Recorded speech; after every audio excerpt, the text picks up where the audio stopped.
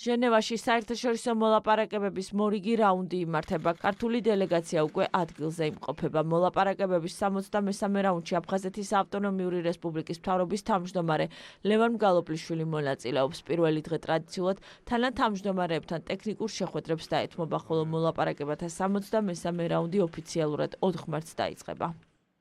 ჟენევის საერთაშორისო მოლაპარაკებების 63-მე რაუნდზე ჩვენ შევეხებით 2008 წლის 12 აგვისტოს ცეცხლის შეწყვეტის შესახებ და ასევე ჩვენი დროებით ოკუპირებული ტერიტორიებიდან დროებით დევნილი მოსახლეობის დაბრუნების საკითხს, ასევე ჰუმანიტარული მიმართულებით ვიმსჯელებთ. ეს არის უკანონო დაკავებები, ასევე თავისუფლად გადაადგილების აღკვეთა. დღევანდელი მდგომარეობა დროებით ოკუპირებულ ტერიტორიაზე იქნება მნიშვნელოვნად ხაზგასასმელი, რამე თუ არჩევნები არის არალეგიტიმური და ამაზეც გავამახვილებთ ყურადღებას აეროპორტის გახსნასთან და ამ ფაქტის მიუღებლობასთან ერთად.